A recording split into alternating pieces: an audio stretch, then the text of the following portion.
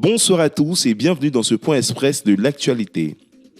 Le président du groupe de la Banque africaine de développement, BAD, Akiwumi Adesina, a annoncé la création d'un prix annuel des médias africains pour récompenser et faire connaître les journalistes, les correspondants et les organes de presse africains qui parlent des réalisations et les progrès de l'Afrique.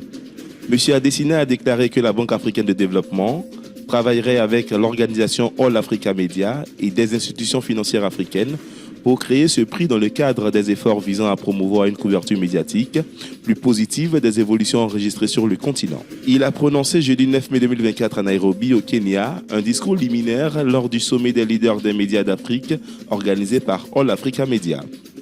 L'Afrique doit façonner son propre récit et ne pas dépendre de ce que les autres pensent d'elle ou des perspectives qu'ils préfèrent partager à son sujet, sur ses réalisations et les opportunités qu'elle offre.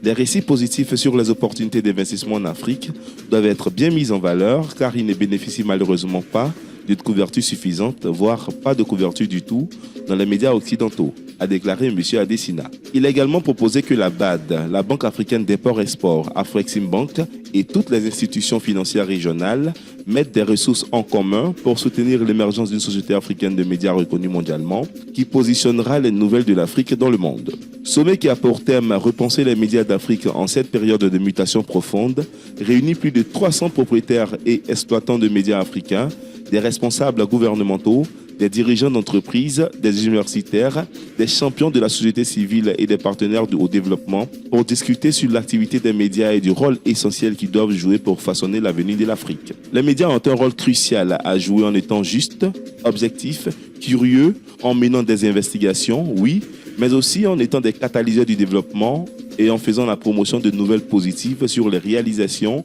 les accomplissements et les développements tangibles de l'Afrique, a-t-il déclaré. M. Adesina a également appelé les institutions de développement en Afrique à mettre en place un référentiel commun de récits, de vidéos et de contenus vérifiés et normalisés qui facilitera la compilation et la rédaction d'articles sur ce qui est réalisé en Afrique. Il a également promis que la BAD, en collaboration avec ses partenaires et les institutions financières africaines, participerait à la création de bourses pour les journalistes et les correspondants africains afin de contribuer au développement et au renforcement des capacités des journalistes et des correspondants travaillant sur l'Afrique. Ensemble, continuons à promouvoir l'Afrique. Je vous invite en tant que leader des médias à devenir les vuvuzelas de l'Afrique. Raconter les histoires positives de l'Afrique, a-t-il exhorté son auditoire composé de responsables de médias venus de tout le continent. L'annonce officielle du décès de la reine des Baoulés, Nana Akua-Boni II, a été officiellement faite lundi 13 mai 2024 à la cour royale de Sakassou, en présence du conseil du royaume baoulé. Je vous annonce que Sa Majesté Nana Akua-Boni II a mal aux pieds. S'est exprimé le notable et secrétaire général de la cour royale de Sakassou, Nanan Kwaku Dibi André, selon l'expression d'usage en pays baoulé pour annoncer le décès d'un monarque. Cette annonce a été suivie de la présentation du successeur du 13e souverain dans l'ordre de succession au trône du royaume baoulé. Désormais, le royaume baoulé est placé sous l'autorité morale du prince régent Nanan Kwadjo Maxime. Et il sera intronisé 14e roi du royaume baoulé après les obsèques de Sa Majesté Nana Akua-Boni II, a indiqué Nanan Kwaku Dibi André. Ce dernier dépêchera incessamment une délégation de haut niveau du royaume baoulé pour l'annonce de cette triste nouvelle du décès de la reine Akua-Boni II au président de la République Alassane Ouattara. Cette rencontre a enregistré la présence de 39 chefs de canton baoulé issus des régions de Bouaké, de l'Agné-Bitiassa, du Bélier, de l'Ifou, de la Maraoué, du Nzi et du district des Lacs, de même que celle des chefs des 172 villages et 39 tribus du département de Sakassou. Le virus de la peste porcine africaine, PPA, a été découvert dans le département de Boiflé et la sous-préfecture de Songon, indique un communiqué du ministère des Ressources animales et halieutiques hier lundi 13 mai 2024. Le communiqué explique que suite à des mortalités suspectes de porcs signalées dans les élevages de porcs situés dans le département de Boiflé et la sous-préfecture de Songon, respectivement le 1er et le 8 mai 2024, les services vétérinaires des différentes localités saisis à cet effet ont mené des investigations afin d'identifier la cause des mortalités. Ces enquêtes menées sous la supervision de la direction des services vétérinaires ont permis d'effectuer des prélèvements qui ont été acheminés au Laboratoire national d'appui au développement agricole, l'ANADA, pour analyse. De ce fait, les résultats d'analyse du laboratoire du LANADA ont confirmé le 10 mai 2024 la présence du virus de la peste porcine africaine, PPA, sur les échantillons provenant de Boiflé et de Songon.